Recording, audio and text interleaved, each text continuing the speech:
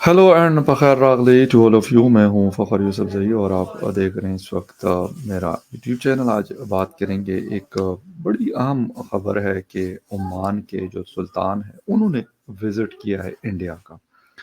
और वहाँ पे उनकी बहुत सारी चीज़ों पे उनके एमओयू साइन हुआ है। अ, ओमान की क्या इम्पोर्टेंस है अरब दुनिया में या मिडल ईस्ट में, पाकिस्तान के लिए इसकी इम्पोर्टेंस क्या है, यकीनन इस पे बात करेंगे। और उनके हिंदुस्तान के साथ ताल्लुकात पे भी बात करेंगे। क्या चीज़ें ऐसी हो सकती है जो पाकिस्तान को मेरे ख़्याल में सोचने की बड़ी सख्त ज़रूरत है और पाकिस्तान को इस पे काम कर लेना चाहिए था, बट अनफॉर्चुनेटली नहीं किया।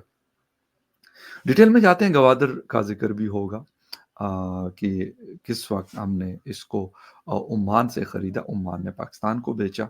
क्या इसकी मतलब इम्पोर्टेंस है, और अगर ओमान अपने पोर्ट्स को प्रॉपर तरीके से ऑपरेट कर लेता है, बेहतर कर लेता है, तो फिर उसका इसके ऊपर क्या इम्पैक्ट हो सकता है? इस हवाले से आज बात करेंगे और डिटेल में जाने से पहले आपसे रिक्वेस्ट करेंगे कि जिन-जिन लोगों ने मेरे चैनल को सब्सक्राइब नहीं किया, प्लीज़ चैनल को सब्सक्राइब करना, बेल और लाइक का बटन दबाना ना भूलें।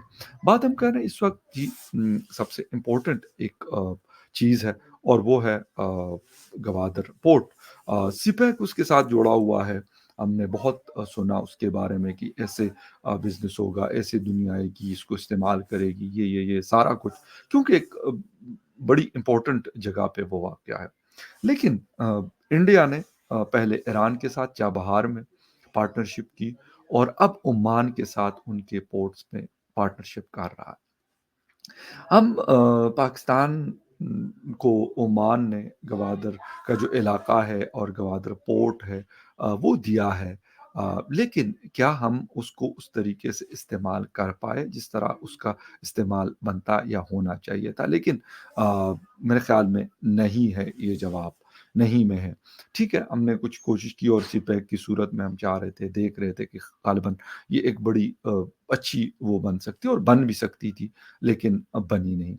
फिर हमने कहा कि ये आएगा तो इससे ये लोग जो हैं इनको होगा, ईरान का बिज़नेस ठप हो जाएगा, यूएई का बिज़नेस ठप हो जाएगा, और सारी दुनिया जो है वो बलूचिस्तान आना शुरू कर देगी और पाकिस्तान आना शुरू कर देगी।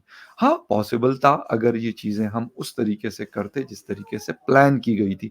लेकिन अनफॉर्च्यूनेटली गवादर आज से 10 साल पहले या 5 साल पहले या 4 साल पहले या 3 साल पहले, मैं ये नहीं कहता कि वो वहाँ पे कुछ नहीं हुआ, लेकिन उस पे कोई ऑपरेशनल नहीं है, ऑपरेशनल फोर्ट नहीं है। वहाँ पे उस तरह का जो बिज़नेस है, जहाज़ों का आना-जाना है, वो नहीं हो रहा, जिसकी वजह से मेरे ख़्याल में एक चीज़ नुकसान है। ये सारी चीज़ें अगर हम इसके हवाले से बात कर लें, तो हम क्यों इस चीज़ में इतना पीछे रहे? हम क्यों नहीं कर पाए? फिर जो सुल्तान ओमान के जो सुल्तान गए हैं इंडिया का, उन्होंने विज़िट किया है, उसकी क्या अहमियत है? यकीनन ओमान एक छोटा-सा मुल्क है, कतर एक छोटा-सा मुल्क है, बट इनकी जो अहमियत है दुनिया में, वो काफ़ी ज़्यादा है। ओमान एक ऐसा कंट्री है कहे तो छोटा-सा, लेकिन उसकी जो लोकेशन है, वो बड़ी अहमियत रखती है। और उन्होंने जब हमें गवादर दिया और उसके बाद उनको अंदाज़ा हुआ कि यार ये हमने शायद गलती कर दी, ये हमें नहीं देना चाहिए था। लेकिन ख़ैर एनीवे वो एक अलग बात है, अगर उन्होंने हमें दे भी दिया तो उससे हमने क्या फ़ायदा उठाया? अनफॉर्च्यूनेटली हमने आज भी उससे वो उस तरह का कोई फ़ायदा नहीं उठाया, जिस तरह का उठाना चाहिए था। इस वजह से अगर हम ये बात करें कि इंडिया जी ओमान के साथ अपने ताल्लुकात को बढ़ा रहा है, यूएई के साथ बढ़ा रहा है, ईरान के साथ बढ़ा रहा है, अफ़गानिस्तान के साथ बढ़ा रहा है, सऊदी अरेबिया के साथ बढ़ा रहा है। तो ये उनका मेरे ख़्याल राइट बनता है कि अगर हम नहीं बढ़ा रहे हैं, तो ये तो नहीं है कि वो बैठे रहेंगे कि यार पाकिस्तान अगर नहीं बनाता तो हम भी बैठे रहें और हम भी कुछ इस किस्म का ना करें। ये मतलब हम पहले कहते थे कि जी हमारे पास तो गवादर पोर्ट है, हमारे पास कासम पोर्ट है, हमारे पास कराची केपीटी ट्रस्ट है। बिल्कुल है, हमारे पास 3 बड़े पोर्ट्स हैं, बड़े इंपॉर्टेंट पोर्ट्स हैं, लेकिन अनफॉर्च्यूनेटली हम उसको उस तरीके से मार्केट नहीं कर सके। फिर उसके लिए जो ग्राउंड सिचुएशन होती है, उसको बेहतर नहीं कर सके। अगर कराची की बात की जाए, तो क्या कराची में बहुत सारी चीज़ें ऐसी हैं, रोड इंफ्रास्ट्रक्चर की, कम्युनिकेशन की, बहुत सारी चीज़ों को अगर आप देखते हैं, तो उस तरह का शहर नहीं है जो एक मेट्रोपॉलिटन सिटी होता है। आप इस्तांबुल को देखें, लंदन को देख लें, न्यूयॉर्क, वाशिंगटन डीसी को देख लें। इस तरह के शहरों को अगर हम देखते हैं और फिर उसका मुवाज़ना या फिर इंडियन सिटी मुंबई को देख लें, किसी और को देख लें, उसका मुवाज़ना जब कंपैरिज़न हम करते हैं अपने कराची के साथ तो फिर क्या मिलता है हमें? ये सारी चीज़ें एक बिज़नेस जो करने वाला आदमी होता है, जिसने अपना माल लेके आना, लेके जाना होता है, वो इन चीज़ों को जिसे कहता है यकीनन बड़ी अहमियत देता है। उसको ये लगे कि हाँ यार, मैं कितना सिक्योर हूँ यहाँ पर। अब वो अगर यूएई में है तो उसको कोई फ़िक्र नहीं है कि यार मैं मुझे कोई सिक्योरिटी के मसाइल हो सकते हैं। वो ओमान में है तो उसको ये फ़िक्र नहीं है। इवन वो चाबहार में है तो उसको ये सारी चीज़ों की फ़िक्र नहीं है। बट अगर वो यहाँ पर है तो उसको ये फ़िक्र है। तो फिर किस तरीके से हम ये कहें कि जी वो लोग यहाँ पे नहीं आते या यहाँ पे बिज़नेस नहीं करते? अभी रिसेंटली एक छोटा-सा क्लिप मैंने देखा बहावलपुर एयरपोर्ट के हवाले से। कहते हैं कि जी आधे घंटे के डिस्टेंस पे ये एयरपोर्ट वाक़या है न्यू दिल्ली से, यानी एयर की मैं बात कर रहा हूँ और वहाँ पे कहते हैं कि जहाज़ रुकते हैं रिफ्यूलिंग के लिए और उसके बाद फिर वो यूरोप और बाकी दुनिया की तरफ रवाना हो जाते हैं। कहते हैं कि उसकी वजह ये है कि इंडिया ने अपने उस एयरपोर्ट को बड़ा डेवलप किया। वहाँ पे वो फैसिलिटेट करते हैं, जो जहाज़ आते हैं, उतरते हैं, एक तरफ से लैंड करते हैं, रिफ्यूलिंग होती है और उसके बाद वो दोबारा उड़ान भरते हैं।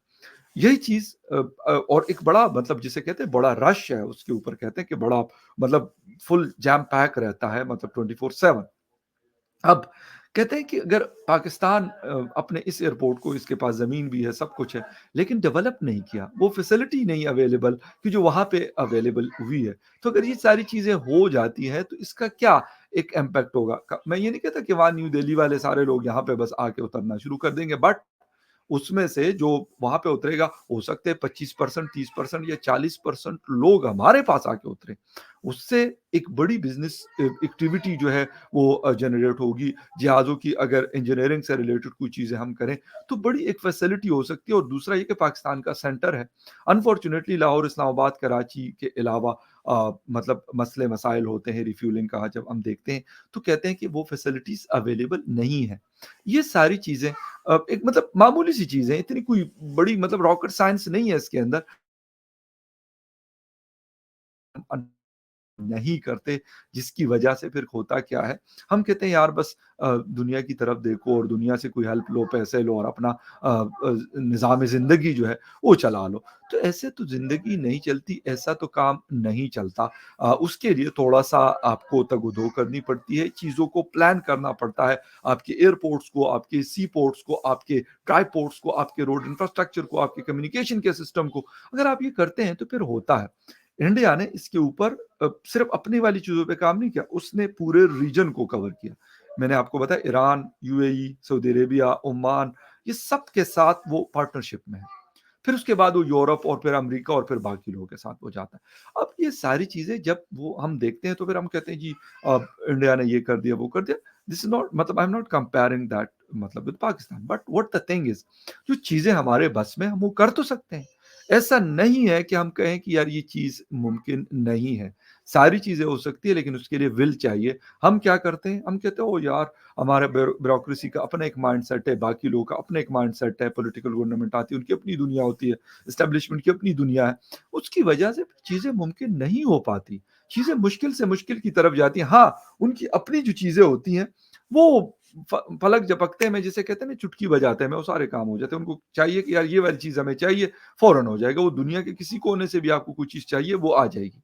लेकिन अगर उनको लगता है कि इससे यार ये एक नेशनल इंटरेस्ट में ये चीज़ें जा सकती हैं, पाकिस्तान के इंटरेस्ट में ये चीज़ें जा सकती हैं, तो फिर वो मुमकिन नहीं हो पाता। ये सारी चीज़ें इसको देखने की बड़ी सख्त ज़रूरत है और आज भी गवादर पोर्ट की अहमियत अपनी जगह कायम है, लेकिन खाली अहमियत से क्या होता है जब आप वहाँ पे कुछ करते नहीं हैं, वहाँ पे अगर फैसिलिटेशन सेंटर कोई इस किस्म का नहीं है, कोई इस किस्म की बेसिक चीज़ें वहाँ पर मौजूद नहीं है, तो फिर क्या पॉसिबिलिटी है? फिर मतलब लोग क्यों वहाँ पे आएँगे? फिर हम कहते हैं जी चाइना वहाँ पे ये करता है, ये नहीं करता, सी पैक के ज़रिए वो अपना माल लेके आएगा और दुनिया को पहुँचाएगा और दुनिया से जो है वो चीज़ें अपने मुल्क में लेकिन कैसे? खाली बातों से हम ये मतलब कहते हैं कि ये बड़ा जी सिंगापुर है, ये बड़ा जी यूएई की तरह दुबई और अबू धाबी के पोर्ट्स की तरह ये है, ऐसा थोड़ी है। इसके लिए काम करने की ज़रूरत है, प्रैक्टिकल ऑन ग्राउंड चीज़ें चाहिए होती है। अगर वो होंगी तो देन ये चीज़ें पॉसिबल है, अगर वो नहीं है, तो फिर ये मुमकिन नहीं है। इसके लिए सारा कुछ करने की ज़रूरत है, लेकिन अनफॉर्च्यूनेटली हम इर्द-गिर्द तो नज़र रखते हैं, लेकिन नज़र रखने के बाद उसको अपने घर में इम्प्लीमेंट करने की कोशिश ही नहीं करते। अपने इर्द-गिर्द के जो हमारे नेबरिंग कंट्रीज़ है या दुनिया के और ममालिक हैं, उनके साथ उस तरह की चीज़ें हम कभी सोचते नहीं हैं। हम ये नहीं सोचते कि यार गवादर अगर चीन के साथ नहीं तो किसी और के साथ भी हम पार्टनरशिप कर सकते हैं। एक बेहतर पोज़ीशन पे मौजूद है, उसको हम ऑपरेशनल कर लें, वहाँ पे कोई प्रॉपर बिज़नेस हब बन जाए, जिस तरह बाकी एरियाज़ में जहाँ पे पोर्ट्स होती हैं और उन सिटीज़ का एक हाल होता है। लेकिन अनफॉर्च्यूनेटली हम यहाँ पे बातें तो करते हैं। हाँ, इंडिया इन चीज़ों का फ़ायदा उठाता है और फिर हम अपना रोना रोते हैं, हम चीखते-चिल्लाते हैं कि यार उन्होंने ये कर दिया, उन्होंने वो कर दिया। ओ भाई, वो अपना फ़ायदा देखेंगे, जहाँ उनको बेहतर लगेगा, वो उसके अंदर इन्वेस्ट भी करेंगे, उनके साथ वो पार्टनरशिप भी करेंगे और उसको आगे जाकर वो बढ़ाएँगे भी। हम अगर नहीं सोचेंगे तो इसमें भई कसूर किसी का भी नहीं है, कसूर हमारा अपना है। अगर हमने सोचा तो ठीक, नहीं सोचा तो फिर यही चीज़ें जो है आइंदा हमारी जो नेक्स्ट जनरेशन है वो भी यही सोचते रहेंगे कि यार ये हमें कर लेना चाहिए था, वो हमें कर लेना चाहिए था, लेकिन हम अनफॉर्च्यूनेटली करते नहीं। खैर, एक न्यूज़ अपडेट थी मैंने कहा आपके साथ शेयर कर दूँ, मिलते हैं किसी और न्यूज़ अपडेट में, तब तक के लिए टेक केयर एंड बाय।